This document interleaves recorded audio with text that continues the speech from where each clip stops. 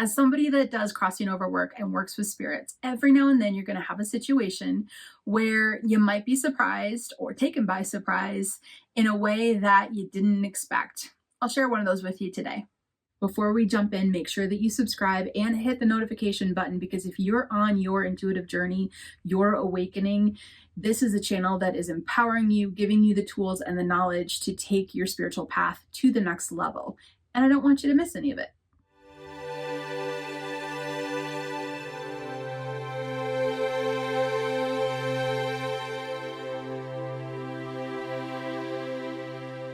When a medium sees a spirit, now not everyone sees yet.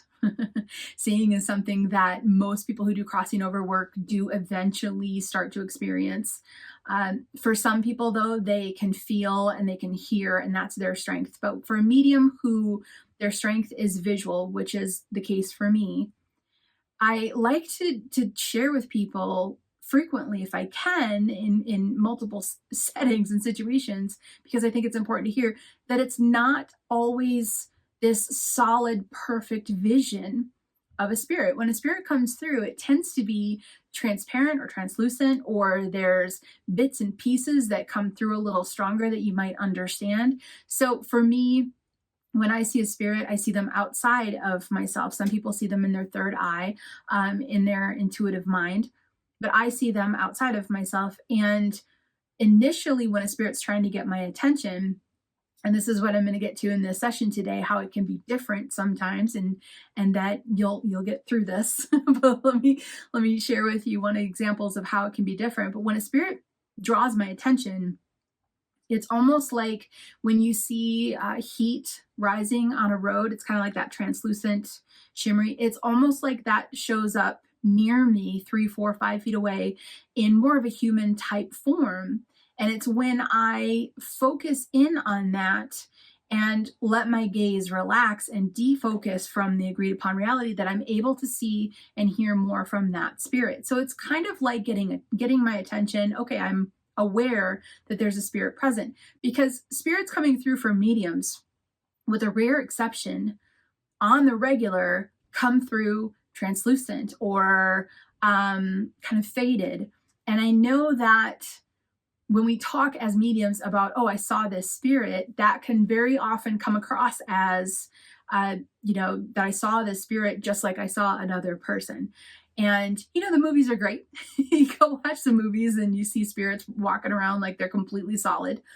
While I've seen a completely solid situation a couple of times, the majority of the time when you hear someone say that they intuitively see, it's not that they are seeing ultimate details and with absolute clarity, as if it's a concrete piece of material here in this agreed upon reality. They're seeing in such a way that is through their intuitive mind. So whether you see in your third eye, if you see outside of yourself, either way, many times it comes through faded or more translucent. Very normal, very natural. I like to share that because I like telling people, don't set the bar too high. A lot of people say, well, I can't see yet, or I can't see. Just don't set the bar that high. Just bring it on down and know that chances are you probably are going to be able to start to see. When you relax your gaze, let go of the agreed upon reality, you'll start to see more with that third eye than the physical eye. Now, when it comes to doing crossing over work, occasionally someone who sees on a regular basis, much like I do, how they become first aware that there's a spirit nearby. Second, they focus in on the spirit. And then thirdly, they work with that spirit to help them cross over. On a rare occasion, you're going to run into a situation where it's going to come through hard and fast and startle you. It's happened to me a handful of times, and it's happened to a lot of other people that I know that do crossing over work. So perhaps they're not in the area and you're tapping in and you're sensing them, or perhaps they're not approaching you to let you know that they're in the area and need some help. There are going to be those times where they just show up. And on a rare occasion, when you're used to seeing, faded kind of imagery and kind of connected with the knowing, kind of maybe a more muted experience, occasionally it's going to come through solid and quick and fast. And I'm here to tell you, doesn't matter how many years I've been doing it, when that has happened to me, less than 10 times, it's been startling. It's been startling. I've gone into buildings that had serious spiritual activity, really intense situations, and I can relax into it, let go of this, defocus, let go of the agreed upon reality, kind of get a feel for spiritually what spirits are in the building, who's there, who's stuck, who might need help. But on a rare occurrence, when you're doing this crossing over work, it's kind of like you put up that sign, spiritually to the guides that says, hey, I am willing to help a spirit cross over. Occasionally you're going to run into a situation where it just pops in, just absolutely pops in, and it can be a little bit frightening. The one that I'm recalling today, I was working in an office, and I was also staying there. So it was this really amazing mill building, and I had kind of like this bedroom as well, in addition to the office space, which was really kind of cool. It made the commute very short. This was years ago. And I remember one night waking up to knocking on my door, and I remember thinking, who's going to be in this area knocking on the door? This isn't outside my door was not populated. There wasn't people walking back and forth. And so there was the knock. I kind of let it go. I don't remember how many nights after, but there was another night where I could hear that knocking, and I was on my way to sleep. I was almost asleep when I heard the knocking, and I remember thinking to myself, I might have made that up. Anyway, there was one night I couldn't sleep. So a couple nights there with a few knocks on my door, as if a living person had been knocking on my door. It startled me. But there was another night beyond that I decided, instead of going to bed, I was going to go in and I was going to work late. It was like 10, 11 o'clock at night.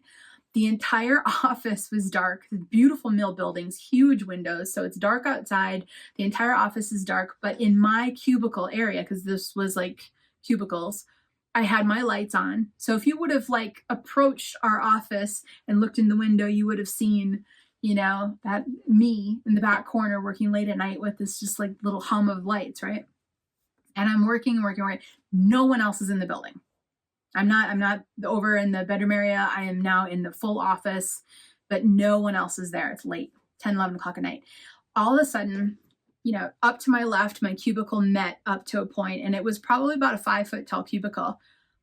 As I'm working on my computer, out of the corner of my eye, all of a sudden in an instant, there's a man's face, but it was solid. It was completely solid. And it just showed up in an instant. And I turned and looked because I was certain that a living male had come into this office building late at night. And I was also certain I was now not safe. That's how solid it came through. I turned, I looked at him, locked eyes, and my human brain, which is great, keeping us safe, but my human brain was already going through, how do I get out of this? How do I get to safety? Because that's how solid it was. And within, I would say, a second of locking eyes with him, he disappeared.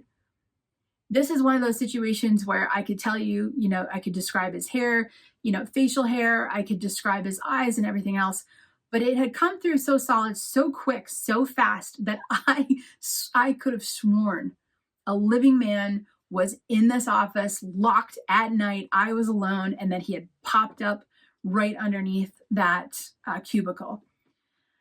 There's no words. I was not happy. Then the second moment, so this is all happening in a split second. So I'm working on my computer. I see him, what I thought was sort of pop his head up behind my cubicle, which was open space. Anyone could have stood back there. Within a flash of a moment, I turned and I locked eyes with him. For 1 second, he was solid. My brain is thinking, how do I get to safety? I'm not okay, because I'm thinking that this is a living person. And then as I am staring at him, he disappears. And I went, okay, that was an actual spirit. That's not a person. Now, it took me a little bit to figure out how to, relax, calm down, get out of that left brain, get out of the human, because everything in me just wanted that situation to completely go away. So it did take some time for me to calm down, get back into that spiritual peace, that balanced place, and say, I am safe, I am okay. It was a spirit. Now I need to do the work. And that's where you go ahead. And I was able to calm myself enough to be able to open up to the space, feel the spirit, connect with them, and go forward and do the crossing over work. But I got to tell you, not a fan of that approach. That was an approach. It was very, like I said, it's very rare. I've been doing crossing over work for so many years. Maybe less than 10 times something like this has happened, but that one startled me. The message for this session to you, if you're doing crossing over work, we can have a fear of this happening.